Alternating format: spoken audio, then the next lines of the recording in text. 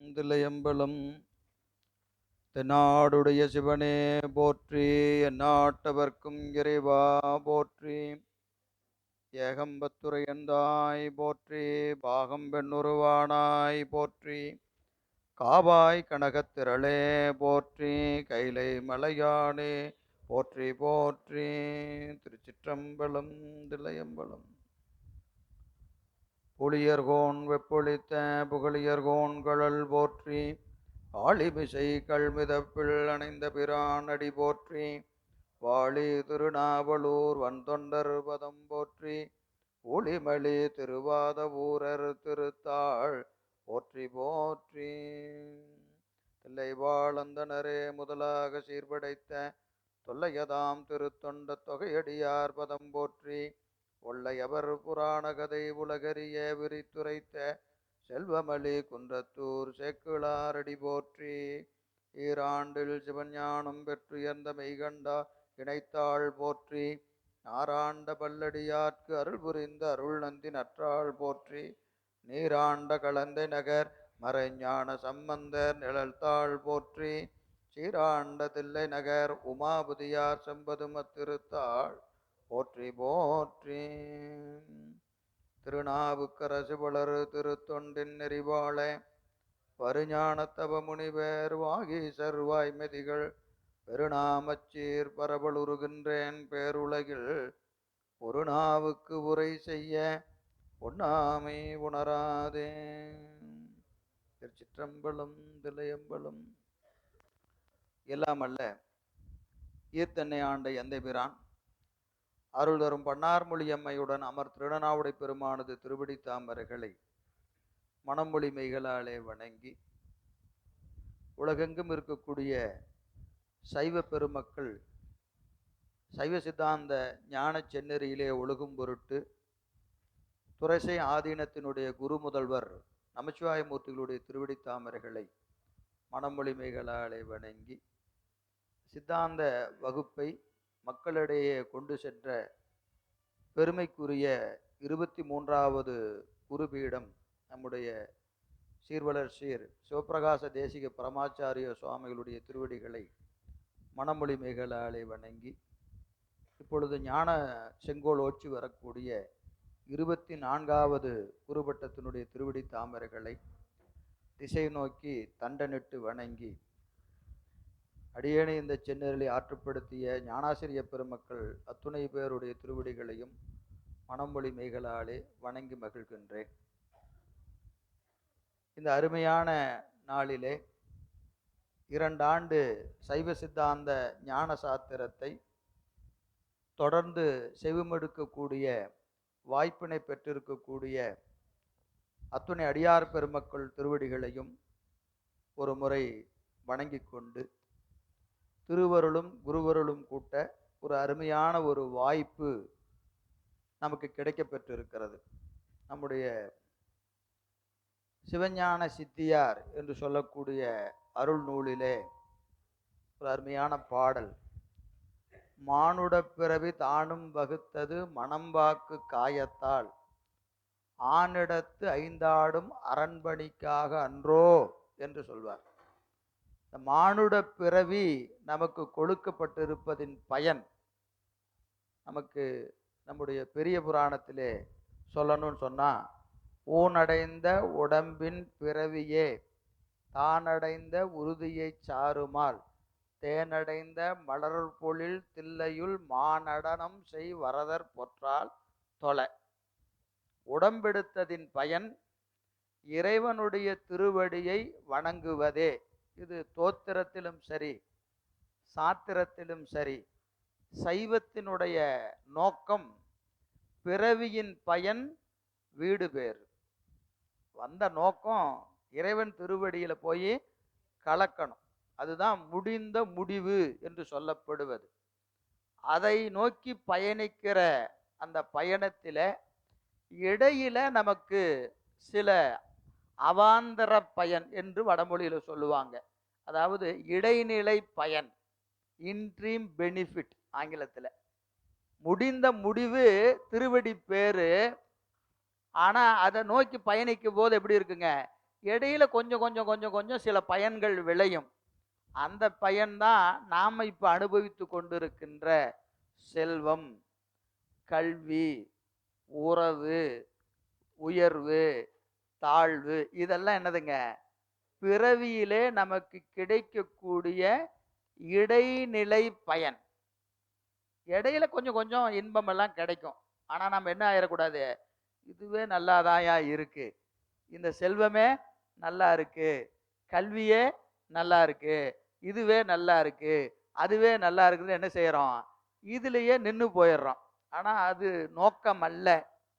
வந்த நோக்கம் திருவடி தான். திருவடி தான் நமக்கு பிறவியினுடைய நோக்கம். எல்லாரும் திருவாசகம் படித்த பெருமக்கள் தான். நமக்கு அழகா திருவாசகத்துல சொல்றார், கல்வி என்னும் அல்லலில் பிழைத்தும், செல்வம் என்னும் அல்லலில் பிழைத்தும், பல்வரம்பாய பலதுறை பிழைத்தும், பிழைத்தும் பிழைத்தும் பிழைத்தும் பிழைத்தும் பெரிய பட்டியல் போடுறார். இத்தனையெல்லாம் பிழைச்சாதான் நமக்கு என்ன வருங்களா, தெய்வம் என்பதோர் சித்தம் உண்டாகி. ஆமாமா, கடவுள் இருக்க மாட்டதான் தெரியுதே, கடவுளே இருக்கிற மாட்டிதான் தெரியுது அப்படின்னு ஒரு நினப்பு வருவதற்கே என்ன வரணுங்க, இதையெல்லாம் தப்பி பிழைக்கணும்னு மணிவாசக பெருமான் சொல்லி இருக்கிறார். அதனால பிறவியின் பயன் வீடு பேறு தான்.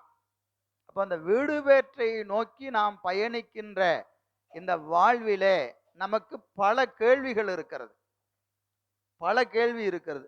நான் ஏன் சார் இப்படி இருக்கிறேன், அவனெல்லாம் நல்லா இருக்கிறான், நான் ஏன் இப்படி இருக்கிறேன், அவன் செய்யாததே ஒண்ணுமில்ல, அவனெல்லாம் நல்லா இருக்கிறான், நான் ஒண்ணுமே செய்யல, நான் இவ்வளவு கஷ்டப்படுறேன்.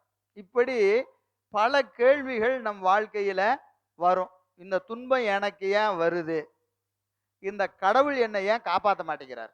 நானும் காலையில கோயிலுக்கு போறேன், சாயந்தரம் கோயிலுக்கு போறேன், திருவாசகம் படிக்கிறேன், தேவாரம் படிக்கிறேன், ஆனா எனக்கு என்ன தீரல, துன்பம் தீரவே இல்லையே. அப்போ இந்த கடவுள் என்னதான் செய்யறாரு, கடவுளுக்கு கருணை இல்லையா என்று பலவிதமான அனுபவ கேள்விகள் நம்ம இடத்துல இருக்கும். அத்தனை அனுபவ கேள்வி, ஏதோ போற போக்குல வர கேள்வி இல்லை, நம்ம அனுபவித்து அதனால நமக்கு எழக்கூடிய ஐயங்கள். இந்த ஐயங்கள் எல்லாம் நீங்குவதற்கான ஒரு வாய்ப்பு நமக்கு இந்த சைவ சித்தாந்தத்திலே இருக்கிறது. அப்ப இன்னைக்கே சொல்லிடுவோமா அப்படின்னு கேட்டா, இதைத்தான் 2 வருஷம் படிக்க போறோம், இதைத்தான் 2 வருஷம் படிக்க போறோம். அந்த 2 வருஷம் கீழே முடிச்சதுக்கு அப்புறமும் நமக்கு இது முழுசா புரிஞ்சிருமா அப்படின்னு கேட்டா அதுக்கு உறுதி இல்லை. அதுக்கு உறுதி இல்லை. 2 வருஷம் கழிச்சு புரிஞ்சிருச்சுன்னா என்ன அர்த்தம், நீங்க ஒழுங்கா படிச்சிருக்கிறீங்கன்னு அர்த்தம்.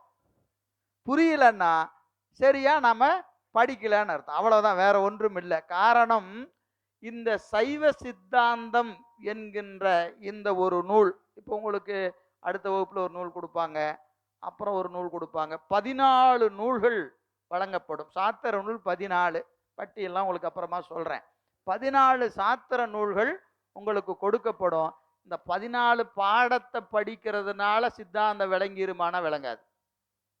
14 புத்தகத்தை படிச்சாச்சு சார், நான் 10 வருஷத்துக்கு முன்னாடியே சித்தாந்தம் சேர்ந்துட்டேன், எனக்கு அப்பவே இந்த 14 நூலையும் கொடுத்துட்டாங்க, 14ஐயும் நான் படிச்சுட்டேன், ஆனாலும் எனக்கு ஒன்றும் புரியல அப்படின்னா படிப்பதினாலே இந்த சித்தாந்தம் விளங்காது. அப்ப சித்தாந்தம் எப்ப விளங்கும் அப்படின்னா, முதல்ல சைவ சித்தாந்தம் என்பது என்ன என்பதை நாம் ஒரு அடிப்படையை புரிந்து கொள்ள வேண்டும். இது ஒரு வாழ்வியல். சைவ சித்தாந்தம் என்பது வாழ்வியல். நீங்க வாழ்க்கையில சித்தாந்தியா வாழணும். படிப்புல நீங்க சித்தாந்தியா இருப்பது பிரச்சனை இல்லை, அது நீங்க இருக்கலாம், இல்லாம போகலாம். ஆனா நீங்க வாழ்வியல் எப்படி இருக்கணும், சைவ சித்தாந்தியா இருக்கணும். நான் ஒரு சைவ சித்தாந்தி அப்படின்னு சொல்லணும்னா உங்க வாழ்க்கை முறை சைவ சித்தாந்தத்தின் வழி அமையப்பெற வேண்டும். இயல்பாகவே தமிழர்களுடைய வாழ்வியல் சித்தாந்த வாழ்வு தான். நீங்க ஏத்துக்கிட்டாலும் நீங்க சித்தாந்தி தான், ஏத்துக்காட்டியும் சித்தாந்தி தான். ஆனா என்னன்னு கேட்டீங்கன்னா கொஞ்சம் முன்ன பின்ன இருப்போம், கொஞ்சம் முன்ன பின்ன இருப்போம். காரணம், நம் வாழ்க்கை முறையே தத்துவ ஞானத்தின் வழியாகத்தான் அமைக்கப்பட்டிருக்கிறது. ஒவ்வொரு சமுதாயத்திற்கும் ஒரு வாழ்வியல் நெறி இருக்கிறது. இப்போ ஆங்கிலேயர்கள் அப்படின்னு எடுத்துட்டீங்கன்னா அவங்க ஒரு வாழ்க்கை முறை இருக்கும். ஒரு கன்னடர் அப்படின்னா ஒரு வாழ்வியல் முறை இருக்கும். இந்திக்காரங்க அப்படின்னு வச்சுக்கிட்டிங்கன்னா குஜராத்தி, பஞ்சாபி இப்படி ஒவ்வொருவருக்கும் என்ன இருக்கிறது? ஒரு வாழ்க்கை முறை இருக்கிறது. ஆனால் தமிழர்களுடைய வாழ்வியல் நம்ம அறிந்தோ அறியாமலோ யாரா இருக்கிறோம்? சித்தாந்தியா இருக்கிறோம். சித்தாந்தியாக இருக்கிறோம். ஆனா நம்ம சித்தாந்தியா இருக்கிறோங்கிறது நமக்கு தெரியாது. பல விஷயங்கள்ல எங்க தாத்தா சொல்லுவாருங்க, எங்கெங்க நம்மால முடியுது. எங்க பாட்டி சொல்லுவாங்க, எங்கெங்க நம்மால முடியுது. அப்படின்னு நம்ம எதையெல்லாம் விடுறோம் பாருங்க. இப்பெல்லாம் நம்மால கடைபிடிக்க முடியலைங்க. அப்படின்னு நம்ம விடுற செய்தியெல்லாம் என்னவா இருக்கும்? சித்தாந்த செய்தியாக இருக்கும். அது கொஞ்சம் நம்ம வாழ்க்கையை கொஞ்சம் ஆராய்ந்து பார்த்தா பல இடங்களிலே அது நமக்கு புலப்படும். ஒரே ஒரு செய்தியை சொல்றேன். பழமொழி பழமொழி எல்லார் இடத்துலையும் சொல்லுவாங்க. உடம்புல எண்ணெயை பூசிட்டு உருண்டினாலும் ஒற்றை மண்ணு தான் ஒட்டும். சொல்லுங்களா இல்லைங்களா? எப்போ பார்த்தாலும் ஒரு பாட்டி சொல்லுவாங்க, அம்மா சொல்லுவாங்க, அக்கா சொல்லுவாங்க.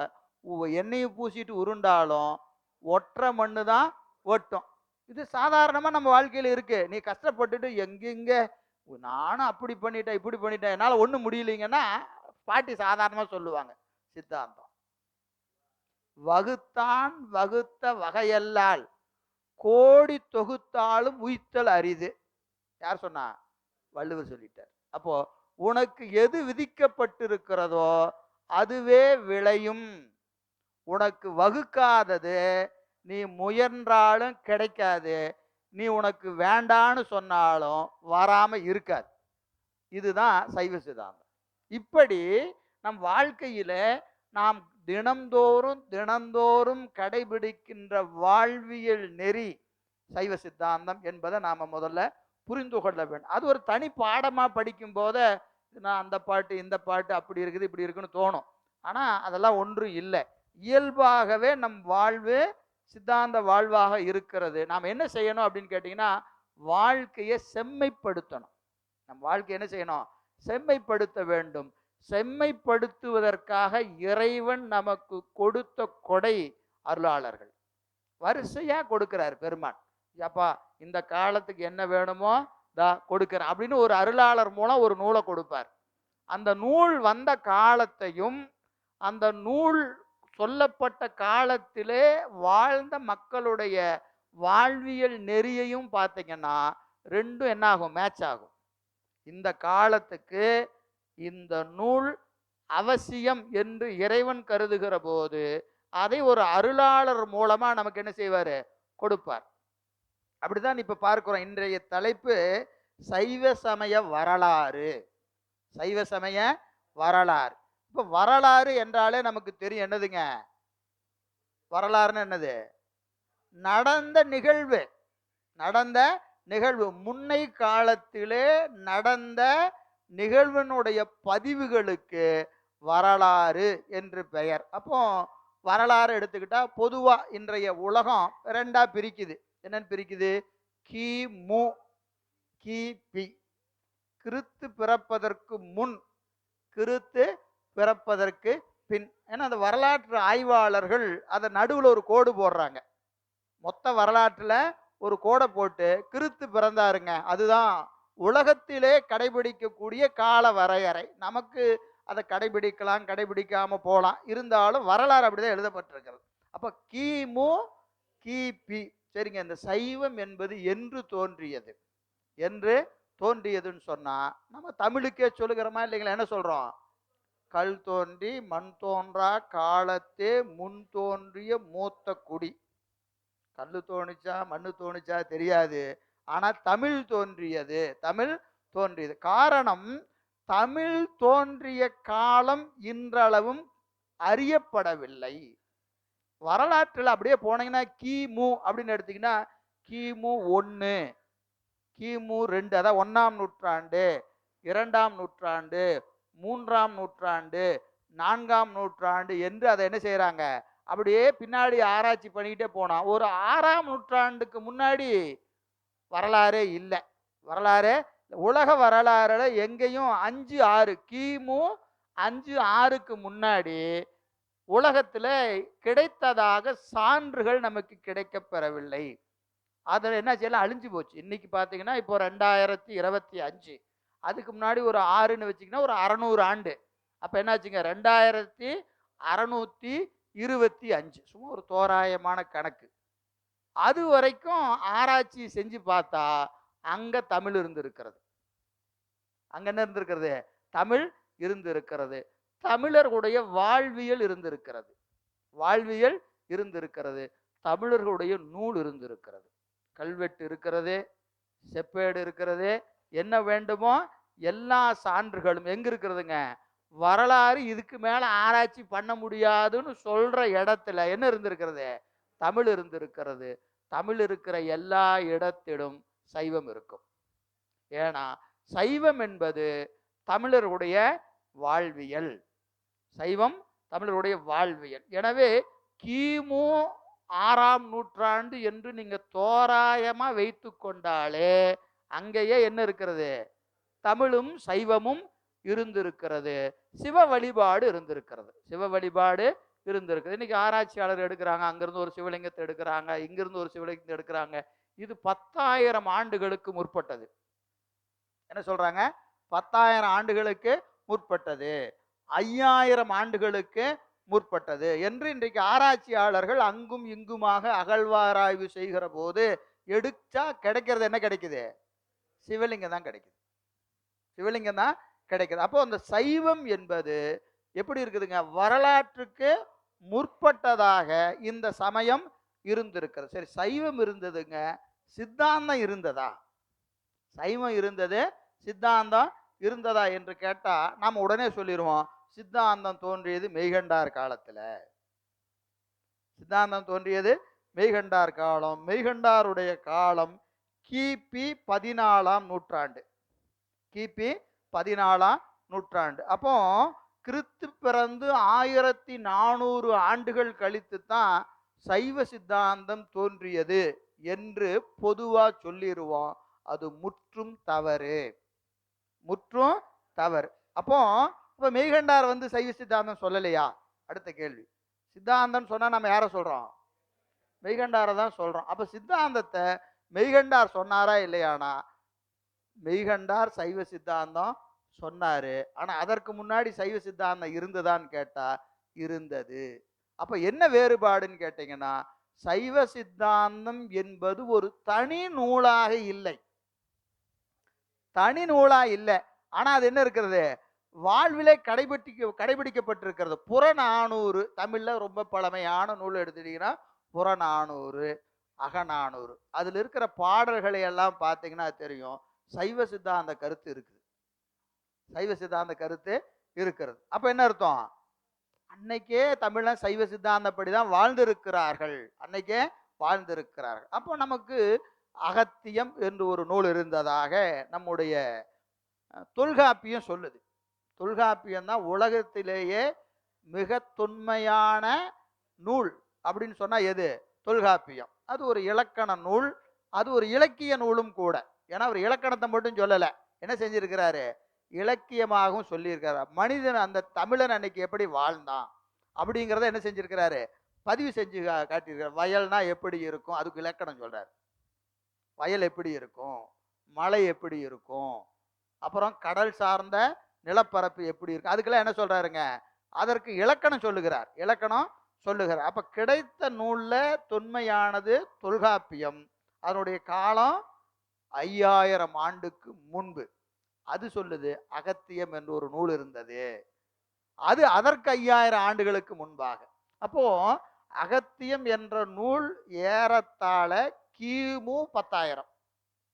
அகத்தியத்தை என்ன சொல்றாங்க, கிமு 10,000 அகத்தியம் என்று ஒரு நூல் இருந்தது. நூல் இருந்தது என்பதற்கு ஆதாரம் உண்டு, நூல் கிடைக்கல, நூல் கிடைக்கல. அது நமக்கு வினை பயன்னு தான் சொல்லணும், வேற என்னத்தையும் சொல்றதுக்கு வழி இல்லை. நமக்கு சங்க ஆராய்ச்சி பார்த்தீங்கன்னா முதல் சங்கம், இடைச்சங்கம், கடைச்சங்கம். காலம் போனால் 22,000 ஆண்டு, 44,000 ஆண்டு எப்படின்ட்டு எங்கேயோ கணக்கு போகுது, எங்கேயோ தமிழருடைய வாழ்வியல் செல்லுகிறது. இப்போ நமக்கு கையில் இருக்கிறதுல புறநானூறு, அகநானூறு என்று பல தொன்மையான நூல்கள் இருக்கிறது. அப்ப அடுத்தது என்ன தோன்றி இருக்கிறது என்று சொன்னால் திருக்குறள். திருக்குறள் திருக்குறள் நமக்கெல்லாம் தெரியும். பொதுமறை என்று அனைவராலும் ஏற்றுக்கொண்டிருக்கிற ஒரு நூல் திருக்குறள், பொதுமறை. ஆனால் நீங்க ஆழமா பார்த்தீங்கன்னா அது சித்தாந்த நூல். நமக்கு ஒரு தனி பாடமே உண்டு, திருக்குறளும் சைவ சித்தாந்தமும். திருக்குறளும் சைவ சித்தாந்தமும் என்கின்ற ஒரு தனி நூலே நமக்கு பாடமா உண்டு. அது கடைசியா பார்ப்போம், அடுத்த ஆண்டு இறுதியிலே அந்த நூலை படிக்கிறதுக்கு நமக்கு திருவருள் வாய்க்கும் என்று கருதுகிறேன். ஏன்னா ஏன் கருதுகிறேன்னு சொல்றேன்னா, பாடம் எப்படி போகுதோ அவ்வளவுதான், நம்ம கையில பாடம் இல்லை. திருவருள் நமக்கு எவ்வளவு செலுத்துதோ அதற்கு தக்கவாறு. எனவே திருக்குறளில் சைவ சித்தாந்தம் என்று நம்ம படிக்கிறோம். எனவே திருக்குறள் என்பது சித்தாந்தத்திற்கு பொருந்துகிற நூல். அதில் குறிப்பா அதில் அறத்துப்பால் என்பது சித்தாந்தம் தான். அறத்துப்பால் என்பது முழுக்க முழுக்க சித்தாந்தம் இருக்கக்கூடிய நூல். அப்போ உலகத்திற்கு அறத்தினை சொல்ல வேண்டும் என்று கருதிய பெருமான் என்ன செஞ்சிருக்கிறாரு, ஒரு அருமையான ஒரு நூல் கொடுக்கிறார். அது என்னதுங்க, திருக்குறள். அது வரலாறு நீங்க பார்க்கிற போது நீங்க அந்த காலத்துல எந்த சமயம் இங்க மிக சிறப்பாக இருந்தது, தமிழகத்துல திருக்குறள் என்ற ஒரு நூல் தோன்றுகிற போது எந்த சமயம் சிறப்பாக இருந்தது? இப்ப நீங்க நூலை படிக்கும் போதே வரலாற்றையும் படிக்கணும், ரெண்டையும் சேர்த்து படிக்கணும். இப்ப திருக்குறள் ஏன் தோன்றியது என்று சொன்னால், அன்னைக்கு இருந்த சமயம் எது சிறப்பா தமிழகத்தில் எது இருந்தது தெரியுமா? சமணமும் பௌத்தமும். சமணமும் பௌத்தமும் சிறப்பாக இருந்த காலம் திருக்குறள் தோன்றிய காலம். அவர்கள் என்ன சொன்னாங்க அப்படின்னா, அறமே போதும். என்ன போதும்? அறமே போதும். நீங்க தனியா போய் ஒன்றும் சாமியை கும்பிடணுங்கிற அவசியமெல்லாம் கிடையாது. தானம் தர்மம் பண்ணியா, தானம் தர்மம் பண்ணினீன்னா வீடு பெற்றுக்கே போயிடலாம் அப்படின்னு சொன்னது எது? சமணமும் சொல்லுச்சு, பௌத்தமும் சொல்லுச்சு. அறமே போதும், அறமே போதும் என்று சொன்னது சமணமும் பௌத்தமும். அப்ப அங்க அறநூல் ஒன்று தோன்ற வேண்டுமா? யோசிச்சு பாருங்க. கொஞ்சம் நான் சொல்றது கொஞ்சம் நுட்பமா பார்த்தீங்கன்னா தெரியும். அறநூல் அந்த காலத்துக்கு தோன்ற வேண்டிய அவசியம் என்ன? அதான் அவங்க சொல்லிட்டு இருக்கிறாங்க. யார் சொல்லிட்டு இருக்கிறாங்க? சமணனும் அதை தான் சொல்லிட்டு இருக்கிறான், பௌத்தனும் அதை தான் சொல்லிட்டு இருக்கிறான். அப்போ திருக்குறள் திருவள்ளுவர் வந்து அறத்தை சொல்ல வேண்டிய அவசியம் என்ன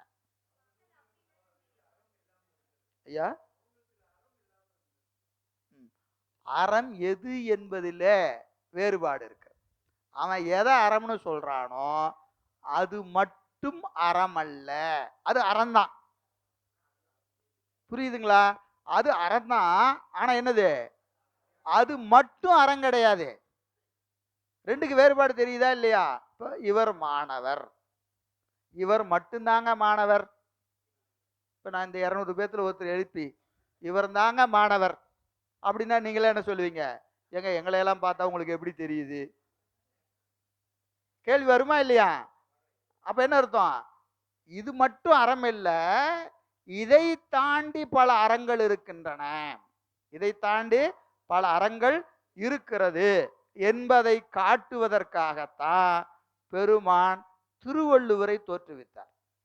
நான் அதுக்கு இப்ப சொன்ன பாட்டு தான், வகுத்தான் வகுத்த வகையல்லால் கோடி தொகுத்தாலும் உய்த்தல் அரிது. இது ஒரு அறம். நீ வெறும் அறம் செஞ்சா போதுன்னு சொல்லிட்டு இருக்கிறையா, அறம் செய்வதற்கும் உனக்கு அதற்குரிய ஊழ் வேணும். உனக்கு அந்த வினை பயன் இருந்தாதான் நீ என்ன செய்ய முடியும்? அறம் செய்ய முடியும். யோசிச்சு பாருங்க, காசு இருந்தா தர்மம் செய்யலாங்க, காசு இருந்தா தர்மம் செய்யலாம். காசு இருக்கிறவன்லாம் தர்மம் செஞ்சிருவானா? எத்தனை பேர் செய்யறான்? காசு இருந்தா தர்மம் செய்யலாம், காசு இருக்கிறவன்லாம் தர்மம் செய்வானா? ஏன் செய்யல? மனசு இல்லை. மனசு ஏயா வரல?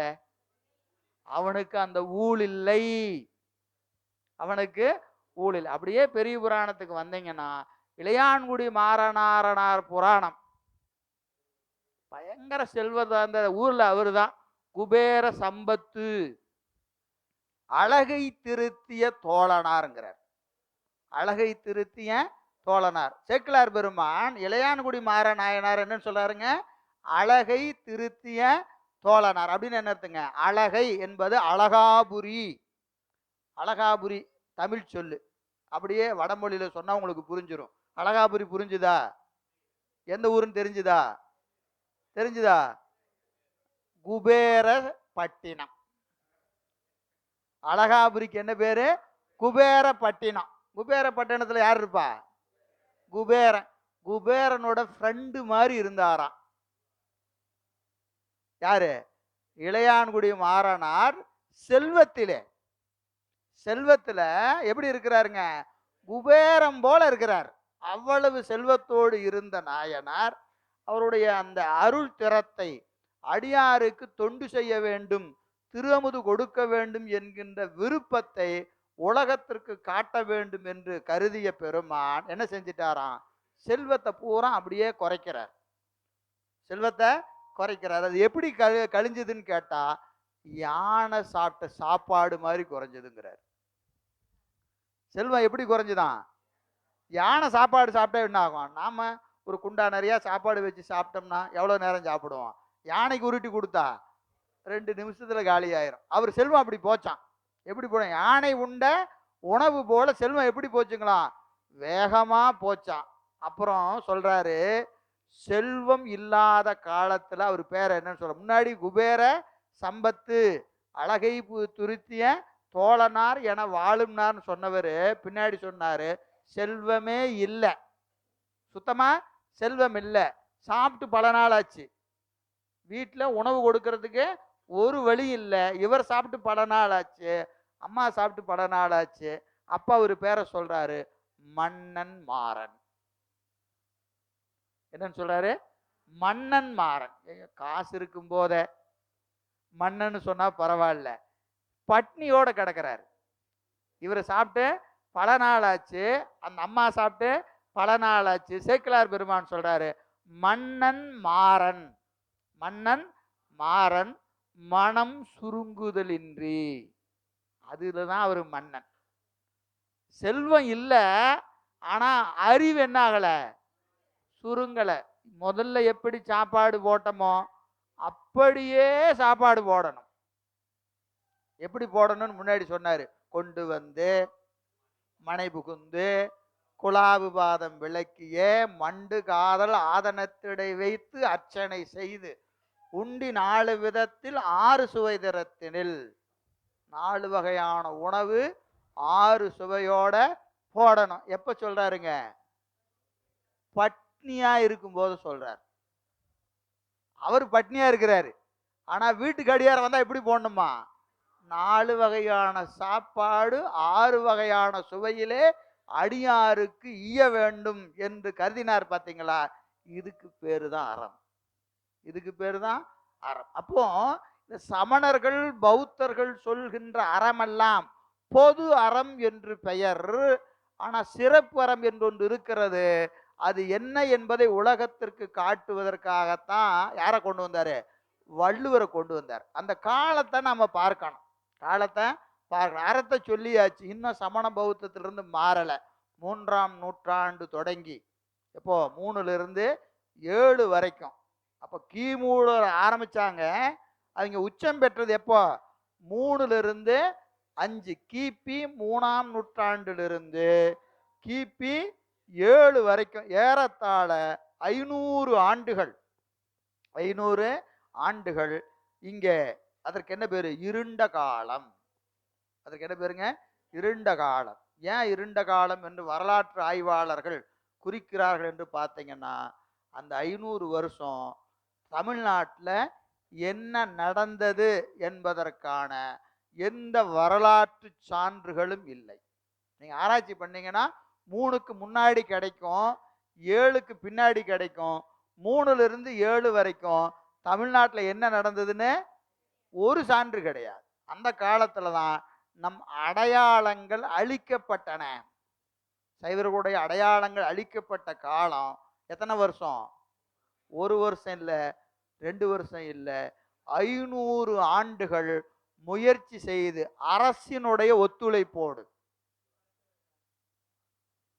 அரசினுடைய ஒத்துழைப்போடு. அப்போ மக்கள் முரண்பட்டா வேற, அரசே முரண்பட்டா என்ன ஆகும் நினைச்சு பாருங்க.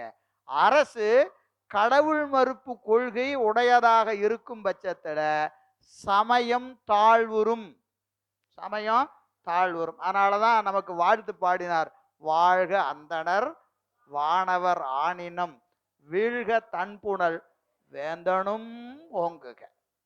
வேந்தன் ஓங்கணும். எப்படி ஓங்கணும்? சைவ நெறியில ஓங்கணும், சைவ நெறியில ஓங்கணும். மூர்த்தியார் புராணத்தில் காண்க. ஏன்னா பெரிய புராணம் படிச்சவங்களா தான் இருப்பீங்க. எம்பிரான் மூர்த்தி நாயனார் புராணத்துல போய் பார்த்தீங்கன்னா தெரியும், அந்த களப்பிறையர் காலத்துல மூர்த்தியாருக்கு எவ்வளவு இன்னல் வந்தது என்பதை பெரிய புராணத்துல போய் பார்த்துக்குங்க. எனவே அந்த சமயங்கள்ல தான் இந்த 3லிருந்து 7ஆம் நூற்றாண்டு வரைக்கும் சைவத்தினுடைய காலம் இருண்ட காலமாக, வரலாற்றினுடைய காலம் இருண்ட காலமாக அறியப்பட்டிருக்கிறது. இந்த காலத்துல தான் நமக்கு யார் வராங்க? எம்பிராட்டி காரைக்கால் அம்மையார். எம்பிராட்டி காரைக்கால் அம்மையார் அவதாரம் செய்தது இந்த 3லிருந்து 7 இந்த காலத்துல அவங்க அவதாரம் செய்யறாங்க. திருமூல நாயனார் அவரு கால ஆராய்ச்சிக்கு முற்பட்டவராக இருக்கிறார். கால ஆராய்ச்சியில் அவர் வரல. ஏன்னு கேட்டீங்கன்னா, அவர் வாழ்ந்த காலம் எத்தனைன்னு சொல்றாங்க? குறைஞ்சபட்சம் 3000. குறைஞ்சபட்சம் அவர் எத்தனை வருஷம் வாழ்ந்திருக்கிறாரு? 3000 ஆண்டுகள் வாழ்ந்திருக்கிறார். ஆண்டுக்கு ஒரு பாடல். 3000 ஒரு ஆண்டு பூரா யோகா இருப்பாரு, கண்ணை விழிப்பார், ஒரு பாடல் பாடுவார். அப்புறம் திருப்பி யோகத்துக்கு போயிடுவாரு, ஒரு வருஷம் கழிச்சு கண்ணை முழிப்பாரு, ஒரு பாட்டு பாடுவார். இப்படி 3000 ஆண்டு யோகம் இருந்திருக்கிறார் திருமூல நாயனார். எனவே அவர் கால ஆராய்ச்சிக்கு வரல. அவர் எந்த காலத்திலிருந்து எந்த காலம் வரைக்கும் வாழ்ந்தார் என்பதை சரியாக அறிய முடியல. ஒவ்வொரு ஆராய்ச்சியாளரும் ஒவ்வொரு காலம் சொல்றாங்க. அப்போ 3ஆம் நூற்றாண்டிலே இருந்து 5க்குள்ள இருண்ட காலத்திலே வாழ்ந்தவர் காரைக்கால் அம்மையார். திருமூல நாயனார் கால ஆராய்ச்சிக்கு முற்பட்டவர். சண்டீச நாயனார் கால ஆராய்ச்சிக்கு முற்பட்டவர். கண்ணப்ப நாயனார் கால ஆராய்ச்சிக்கு முற்பட்டவர். இவங்கெல்லாம் வாழ்ந்த காலங்களிலே கருத்துக்கள்ல கொஞ்சம் கொஞ்சம் இந்த காலம் அந்த காலம் என்று சொல்லக்கூடிய நிலை உண்டு. ஏன்னா எல்லா நூலையும் இவங்களை பாடியிருக்கிறாங்க. நீங்க பழைய நூல் எது 3ஆம் நூற்றாண்டுக்கு முற்பட்ட நூலை எடுத்து பார்த்தீங்கன்னா சண்டீசரை பாடியிருக்கிறாங்க, கண்ணப்ப நாயனாரை பாடியிருக்கிறார். வேதத்திலே சண்டீசர் வரலாறு இருக்கிறது, கண்ணப்ப நாயனார் வரலாறு இருக்குது. அப்ப அவங்க எப்போ வாழ்ந்திருப்பாங்க? அதற்கு முன்னாடி வாழ்ந்திருப்பாங்க. அதனால அவர்கள் வாழ்வி அந்த காலத்தை நம்மளால என்ன செய்ய முடியல, சரியா கணிக்க முடியல. அப்ப நமக்கு தெளிவா தெரிஞ்ச ஆண்டு என்னன்னு சொன்னீங்கன்னா திருவள்ளுவர் ஆண்டு நமக்கு தெரியும், திருவள்ளுவருடைய ஆண்டு தெரியும். அடுத்தது நமக்கு அப்படியே வந்தீங்கன்னா 7ஆம் நூற்றாண்டு நமக்கு கிடைத்த சமயாச்சாரிய பெருமக்கள். முதல் திரு அவதாரம் செய்தவர் எம்பிரான் திருநாவுக்கரசு பெருந்தகையார். அவர் 7ஆம் நூற்றாண்டிலே அவதாரம் செய்கிறார். காலமெல்லாம் புத்தகத்தில் இருக்கு, பார்த்துக்குங்க. எனவே நமக்கு இந்த சமயாச்சாரியார் என்று சொல்லக்கூடியவர்களில் முதலிலே திரு அவதாரம் செய்தவர் யாரு அப்படின்னு கேட்டீங்கன்னா நாவுக்கரசு பெருமான். அடுத்தது ஞானசம்பந்த பெருமான். ஞானசம்பந்த பெருமான் இவங்க 2 பேரும் சமகாலத்தில் வாழ்ந்தவங்க. ஆனால் நாவுக்கரசர் வயதில் மூத்தவர், வயதில் மூத்தவர். 2 பேரும் முதல் சந்திப்பு சந்திக்கிறாங்க. சந்திக்கிற போது இவருடைய வயது ஏறத்தாழ 70. யாருக்கு? நாவுக்கரசருக்கு ஏறத்தாழ 70, ஞானசம்பந்த பெருமானுக்கு ஏறத்தாழ 7. இவர் 7 வயசு, அவரு 70 வயசு. 2 பேரும் முதல்ல எங்க சந்திக்கிறாங்க? சீர்காழியில முதல் சந்திப்பு நிகழ்கிறது. 2 பேர் வயசையும் பார்த்தீங்கன்னா அவர் 70, இவரு 7. அப்போ இவருக்கும் ஏறத்தாழ எத்தனை 63 வருஷத்துக்கு முன்னாடி அவர் பிறந்துட்டார். நாவுக்கரசு பெருமான் ஞானசம்பந்த பெருமான் அவதாரத்துக்கு முன்பாக எவ்வளவு 63 வருஷத்துக்கு முன்னாடி அவரு அவதாரம் செய்தார். அதன் பிறகுதான் இவர் அவதாரம் செய்கிறார். 2 பேரும் ஒரே காலத்துல வாழ்கிறார்கள் என்பதை நாம் பார்க்கணும். எனவே 2 பேருடைய காலம், அவருடைய அருட்செயெல்லாம் நமக்கு தெரியும். அதெல்லாம் விரிக்கல. ஏன்னா நமக்கு மதியத்துக்குள்ள இந்த சமய வரலாறு அப்படியே தொட்டு காட்டிட்டு மதியத்துக்கு மேல அடிப்படை சைவ சித்தாந்தத்தை பார்க்கணும். ஏன்னா இதெல்லாம் எல்லாருமே திருநீர் அணிந்த பெருமக்கள் தான். அதனால நால்வர் வரலாற்றையெல்லாம் விரிக்க வேண்டிய அவசியம் இல்லை, சரிங்களா? எனவே 7ஆம் நூற்றாண்டிலே நாவுக்கரசு பெருமான் ஞானசம்பந்த பெருமானுடைய அவதாரம். அதன் பிறகு எத்தனை ஆண்டு கழித்து? ஏறத்தாழ 200 ஆண்டு. ஏறத்தாழ 200 ஆண்டு கழித்து 9ஆம் நூற்றாண்டிலே எம்பிரான் நம்பி ஆரூரர், 9ஆம் நூற்றாண்டிலே நம்பி ஆரூரருடைய திரு அவதாரம், திரு அவதாரம். இப்ப இந்த 3 பேர்த்த பாருங்க, ஞானசம்பந்த பெருமான், நாவுக்கரசு பெருமான், நம்பி ஆரூரர். இந்த 3 பேருடைய அவதார நோக்கம் என்ன? அவதார நோக்கம் என்ன? ஏற்கனவே நான் சொன்னேன், இறைவன் உரிய காலத்திலே உரியவர்களை இந்த மண்ணுக்கு அனுப்புவார். வந்தா ஒவ்வொருவருக்கும் ஒவ்வொரு பிறவியிலும் ஒவ்வொரு நோக்கம் உண்டு. இங்க நாம வந்திருக்கிறோம்னா நமக்கு பிறவிக்கு என்ன இருக்கிறது? ஏதாவது ஒரு நோக்கம் இருக்கும். புரியுதா இல்லைங்களா? அதைத்தான் நாவுக்கரசு குறிக்கோள் இல்லாது கெட்டேன். அது அவருக்கு இல்லை, அவரெல்லாம் குறிக்கோளோட தான் இருக்கிறாரு. யாருக்கு? நமக்கு தான். நமக்கு தான் குறிக்கோள் கிடையாது. ஏதோ வந்தோம், சாப்பிட்டோம், தூங்கினோம், குட்டி போட்டோம், இறந்தோம், மீண்டும் பிறப்போம். அழகா சொல்லுவார், பிறப்பதற்கே தொழிலாகி இறக்கின்றாரே. பிறப்பதற்கே தொழிலாகி இறக்க. வந்தோம் போன, வந்தார்கள், வென்றார்கள், சென்றார்கள்ங்கிற மாதிரி வந்தார்கள், இருந்தார்கள், போனார்கள், அவ்வளோதான். அப்படியே போயிட்டே இருக்க வேண்டியதுதான். அதுக்கு வரல. எனவே அருளாளர்கள் மண்ணுக்கு வந்த நோக்கம் செக்கிலார் பெருமான் காட்டுறாரு. எல்லாத்துக்கும் பாட்டிலே சொல்லிடுறாரு. ஒவ்வொருவருக்கும் பாட்டு என்ன சொல்லிடுறாரு? வந்த நோக்கத்தை நமக்கு சொல்லிடுறார். ஞானசம்பந்த பெருமானுடைய அவதாரம் முதல் பாட்டு என்னது? வேத நெறி தலைத்து ஓங்க, மிகு சைவத்துறை விளங்க, பூத பரம்பரை பொழிய. 3 காரணம் சொல்றார். அவர் வந்த நோக்கம் வேத நெறி தலைத்து ஓங்க. காரணம், வேத நெறி பால்பட்டு நின்றது சமணர்களாலும் பௌத்தர்களாலும். அவருடைய காலத்துல வேள்விகள் செய்ய வேண்டா, கடவுள் வழிபாடு வேண்டா என்று சமணர்களும் பௌத்தர்களும் உச்சத்தில் இருந்த காலத்தில் சைவத்தை உயர்த்தி பிடிப்பதற்காகவே திரு அவதாரம் செய்தவர் ஞானசம்பந்த பெருமான். அதனால அவர் அவதாரத்தை சொல்லிட்டாரு. முதல் நோக்கம் என்னது? வேத நெறி தலைத்து ஓங்க, மிகு சைவத்துறை விளங்க. சைவம் வேத நெறி தலைத்து ஓங்கணும். சைவம் அதுல என்ன இருக்கணும்? வணங்கணும். எங்க வேத நெறின்னு சொன்னா போதாதா? வேத நெறின்னு சொன்னா போதாதா? சைவம்னு தனியா சொல்லணுமா? இதெல்லாம் கொஞ்சம் நீங்க ஆராய்ச்சி. ஏன்னா நம்ம நூல்களில் இருக்கிற எல்லா சொல்லுக்கும் ஒவ்வொரு காரணம் இருக்கு. ஒரு சொல்ல எப்பவுமே என்ன செய்ய மாட்டாங்க? வீணா சொல்ல மாட்டாங்க. அப்போ வேத நெறி தலைத்தல் என்பது வேறு, சைவ நெறி ஓங்குதல் என்பது வேறா அப்படின்னு கேட்டா வேறுதான். அது பொது, இது சிறப்பு. வேத நெறி என்பது யாருக்குரியதுன்னு கேட்டீங்கன்னா எல்லாருக்கும் உரியது. எல்லாருக்கும் உரியது. வேள்வியை ஏற்றுக்கொள்பவர்கள் பல சமயங்கள் உண்டு.